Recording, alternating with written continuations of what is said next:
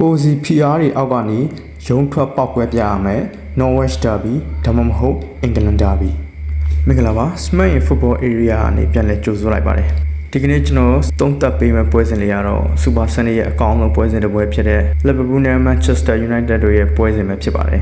ဒီပွဲစဉ်အပေါ်တော့ကျွန်တော်ကနှစ်ပိုင်းခွဲပြီးတော့တင်ဆက်သွားပါမယ်ပထမတစ်ပိုင်းကတော့ညီပြတွေလူထုတ်လာနိုင်ကြတဲ့လူစင်းခင်းချင်းတွေပြီးရင်ညီပြချင်းကပ်မှုတွေအပြင်ဒုတိယပိုင်းမှာကတော့ဒီပွဲစဉ်ကိုပျော်ပါဆော့စားမယ်ညီကိုတွေအတွက်ဈေးတန်းဝင်ရိုးပေါ်ကျွန်တော်ရဲ့တူးရဲမြင်နဲ့ဆွေးနွေးသုံးသပ်ပေးမှာဖြစ်ပါတယ်ဒီလိုမျိုးဘောလုံးအားကစားနဲ့ပတ်သက်တဲ့ပွဲကြိုသုံးသက်ချက်တွေပွဲပြီးသုံးသက်ချက်တွေဘောလုံးသတင်းတွေကိုစဉ်ဆက်မပြတ်တင်ဆက်ပေးမှာဖြစ်တဲ့အတွက် channel လေးကို like and subscribe လုပ်ခဲ့ပေးဖို့တောင်းဆိုပါရစေ TikTok ကြည့်ရှုတဲ့ညီကိုတွေအနေနဲ့လည်း like and follow လုပ်ခဲ့ပေးဖို့မမေ့ပါနဲ့ပထမဆုံးအနေနဲ့ဒီနေ့သင်းရှင်ပြန်ကစားခဲ့တဲ့နောက်ဆုံးပွဲစဉ်တွေကိုပြန်လည်ကြည့်ရှုလိုက်အောင်ဒီနေ့သင်းမှာတော့ Liverpool ကပို့ပြီးတော့ pressure များမှာဖြစ်ပါတယ်ဘာဖြစ်လို့လဲဆိုတော့သူကကစားခဲ့တဲ့3ပွဲဆက်တိုက်မှာရှုံးနေထားတာပါ Manchester United ဘက်ကိုကြည့်မယ်ဆိုရင်တော့သူကတော့နိုင်လိုက်ရှုံးလိုက်ပေါ့ဗျာဒါကြောင့်မလို့ Liverpool ကပြီးခဲ့တဲ့3ပွဲဆက်တိုက်ကိုရှုံးနေထားတဲ့အတွက်သူတို့ရဲ့နီးပြ Arne Slot အနေနဲ့ကတော့တော်တော်လေးကိုကျင်းတဲ့ကြက်တဲ့ရောက်နေတာပါဒါကြောင့်မလို့ဒီနေ့ပွဲမှာအင်္ဂလန်ပွဲစဉ်လည်းဖြစ်တဲ့အတွက်လုံးဝပေါက်ကွဲပြမှာရမှာပါ Manchester United နီးပြဖြစ်တဲ့ Amorim ဘက်ကိုကြည့်မယ်ဆိုရင်တော့အသင်းပိုင်ရှင်တွေဘက်ကတော့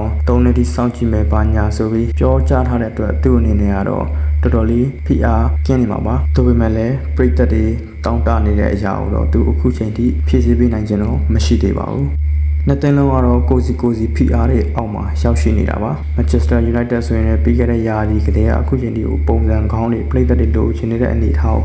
ရောက်ရှိခဲ့ခြင်းမရှိသေးပါဘူး။ Arne Slot လက်အောက်မှာ Liverpool အသင်းကလည်း3ပွဲဆက်တိုက်ရှုံးနေထားခြင်းမျိုးတုံးဝမဖြစ်ခဲ့ပေမဲ့ခုရာသီမှာတော့သူတို့နှစ်ဖူးတွေ့တူတွေ့ကြုံတွေ့နေရပြီဖြစ်ပါတယ်။ဒီအခြေအနေကိုပြောင်းပြန်နိုင်ဖို့အတွက် Arne Slot အနေနဲ့လုံးဝကိုကြိုးပမ်းလာရတော့မှာဖြစ်ပါတယ်။နှစ်သင်းလုံးရဲ့ခန်းစစ်ပိုင်းကိုကြည့်မယ်ဆိုရင်တော့ကျင်းတဲ့အားရစရာနှစ်သင်းလုံးမှာမရှိပါဘူး။ပိုဆိုးတာ Liverpool အသင်းရဲ့ကစားသမားတွေကတော့ပိုဝေဖန်မှုကိုခံနေရပါတယ်။သူတစ်ဖြစ်ရဲ့အသင်းကောင်းတော့ဗန်နိုင်ပေါ့ဗျာ။ကိုနာတေးရလည်းထုံလေးလက်ကောင်းပါပဲ။လုံးဝပုံစံကောင်းတွေကြောက်ဆုံးနေတာပါ။ကွင်းလယ်မှာကြည့်မယ်ဆိုရင်တော့ Manchester United ထက် Liverpool ရဲ့လူဝင်ကပိုပြီးတောင့်တင်းတယ်လို့တော့ကျွန်တော်ထင်တယ်ဗျ။ဒါပေမဲ့လည်းအရင်ရာသီလိုမျိုးတည်ငြိမ်တဲ့ကစားရတစ်ခုတော့ပျောက်ဆုံးနေသေးပါ။အဓိကတော့ Foreign West ရောက်လာခြင်းပါဗျာ။ Foreign West ကိုတန်းလို့မှဥတီထားမယ်ဆိုရင်လည်း Defensive Midfield စစ်က Liverpool အသင်းမှာရှိမနေပါဘူး။ထုံးလေးလက်ကောင်းပါပဲ Manchester United အသင်းဘက်မှာကြည့်မြန်ဆိုလဲ Defensive Midfield ကကျွန်တော်ရဲ့ Casemiro ထိန်တီလောက်ပဲရှိတာပါ။အရင်ပွဲတွေကိုပြန်ကြည့်မယ်ဆိုရင် Bruno Fernandes တောင်မှအဲ့ဒီနေရာမှာဝင်ဖြည့်ကစားတာမျိုးတွေတွေ့ရပါတယ်။ကွင်းလယ်ကိုဖိစီကစားမဲ့ပွဲမျိုးမှာ Arne Slot အနေနဲ့ဆိုစလိုင်းကို right back မှာထားဆိုတာမျိုးတွေလုပ်လာမယ်လို့တော့ကျွန်တော်မထင်ဘူးဗျ။ Frame Pound နဲ့ Corner back လေးတဲကိုလာ right back မှာထားဆော့စီချင်ပါတယ်။တိုက်စစ်ပိုင်းကိုကြည့်မှဆိုရင်တော့အမှန်တိုင်းပြောရရင်ကျွန်တော်ကတော့ Liverpool အသင်းရဲ့တိုက်စစ်ထက် Manchester United ရဲ့တိုက်စစ်ကနည်းနည်းလေးပိုပြီးတည်ငြိမ်နေမလားလို့တော့ကျွန်တော်ထင်တယ်။ဘာကြောင့်လဲဆိုတော့ Liverpool ရဲ့တိုက်စစ်မှာ Mohamed Salah ဒီယာဒီမှာတော်တော်လေးကိုကျဆင်းလာတာကိုတွေ့ရပါတယ်။ Cody Gakpo ကလည်း Luis Diaz လို့အထဲချိုးဝင်ပြီးကောင်းမွန်ကစားတတ်တဲ့ကစားသမားမျိုးလည်းမဟုတ်ပြီးတော့အသေးခေါ်ထားတဲ့ Alexander Isak တို့ကလည်းပုံစံကောင်းတွေပျောက်ဆုံးနေစေပါသူတို့မှာအကူစရာကောင်းတာဆိုလို့ EKTK တယောက်လောက်တာနည်းနည်းအားရဖို့ကောင်းတာပေါ့ဗျာကျန်တဲ့ကစားသမားတွေကတော့အကောင်းဆုံးပုံစံတွေကိုပျောက်ဆုံးနေစေဖြစ်ပါတယ်Manchester United အသင်းဘက်မှာဆိုရင်တော့ Sheshko ကလည်းဂိုးတွေပိုင်းတွင်းနေပြီ MOU ကလည်းသူ့ရဲ့ပုံစံကောင်းတချို့ပြသနေပြီဗျာဒါကြောင့်မလို့ Manchester United ရဲ့တိုက်စစ်ကဒီကနေ့ Liverpool ရဲ့အင်ကွင်းမှာတခုတော့လောက်ပြလိမ့်မယ်လို့တော့ကျွန်တော်ယုံကြည်တယ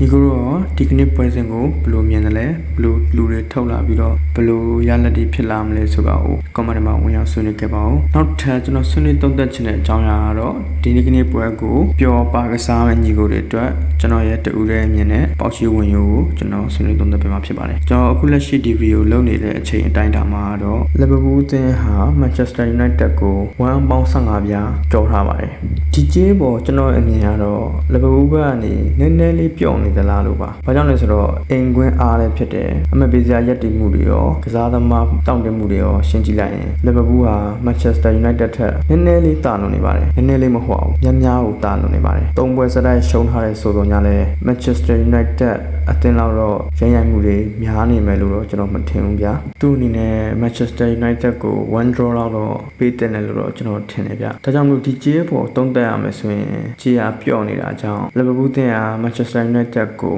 တရေဒါမှမဟုတ်အနိုင်ရလက်တော့မှကျင်းမြောင်းတဲ့ရလက်နဲ့ပဲပြီးဆုံးသွားမလားဒါမျိုးတွေကမေးခွန်းထုတ်စရာရှိလာပါတယ် Manchester United ဘက်ကိုကြည့်မှဆိုရင်တော့သူ့အနေနဲ့တလုံးနဲ့ကက်ရှုံးခဲ့ရင်တော့မှ15ပြားပဲရှုံးမဲ့အနေထားဗျာဆိုတော့ပျော်ပျော်ကြီးကျွန်တော်ကတော့ထိုင်နေပါတယ်ဘာကြောင့်လဲဆိုတော့ Manchester United အနေနဲ့ကလည်း Liverpool နဲ့အရင်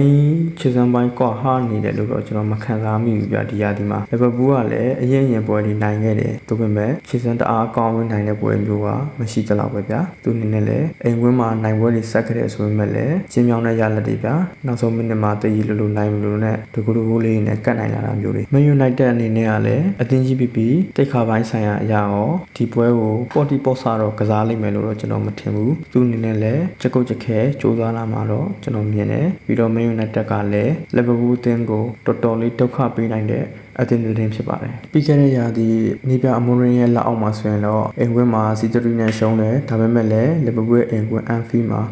တူတရေလိုက်ကစားနိုင်ပါတယ်။ညီကိုတို့ရောဒီကြီးတန်းအပေါ်မှာဘယ်အသင်းကိုပို့ပြီးနှစ်သက်ပါတယ်လဲ။ကျွန်တော်ကတော့ Manchester United ဘက်ကို15ပြားရင်းပြီးတော့နေကျင်ပါတယ်။ဆက်လက်ပြီးဂိုးပေါင်းကြီးကိုကြည့်လိုက်အောင်။ဂိုးပေါင်းကြီးမှာဆိုရင်3မိုင်40ပေးထားတာဗျာ။ဒါကတော့ဒီနှစ်တင်းတွေ့ဆုံမှာဆိုရင်ပေးလိပေးထားရှိတဲ့ခြေတစ်ခုပါပဲ။နှစ်တင်းလုံးရဲ့နှောက်တန်းအောင်ကြည့်မယ်ဆိုရင်လည်းတော်တော်လေးတည်ငြိမ်တဲ့အနေအထားမှာမရှိပါဘူး။တိုက်စစ်တွေကိုကြည့်မယ်ဆိုရင်တော့ပြန်လည်ဂိုးသွင်းနိုင်တဲ့တိုက်စစ်တွေကိုတော့ပိုင်ဆိုင်ထားပါတယ်။အဓိကတော့မိုဟာမက်ဆာလာဗျာ။မိုဟာမက်ဆာလာက Manchester United နဲ့တွေ့တိုင်းကိုတီးနေတဲ့ကစားသမားဗျာပြီးတော့ဒီယာဒီ Manchester United ရဲ့တိုက်စစ်ကလည်းတွင်းဂိုးတွေမရတော့လဲတွင်းဂိုးတွေရရှိဖို့တော်တော်ကြီးကိုနီးစပ်တဲ့အသင်းဗျအဆုံးသက်မသေးကြမှုတွေကြောင့်ဒါတွင်းကိုတွေနဲ့လွဲချောနေတာဗျာဘယ်အသင်းကိုမဆိုချင်းချောင်းနိုင်တဲ့တိုက်စစ်အစုအဖွဲ့လို့တော့ကျွန်တော်မြင်နေဗျာဒီနေ့တင်းရဲ့ရင်းရိုင်နေတဲ့ခန်းစစ်အနေထားတဲ့ကြောင့်အပြန်အလှန်တွင်းကိုတွေကတော့မြင်ရဖို့ရှိပါတယ်ခြေတန်းပေါ်တစ်ချက်ကြည့်မယ်ဆိုရင်3မိုင်40 1ပေါင်း15ဆိုအနည်းဆက်ဆုံးရလက် Liverpool နိုင်မယ်လို့ထင်ရင်2-1ပါ2-1ဆိုရင်ကိုပေါင်းကြီးမှာ40ရှုံးပါမယ် Liverpool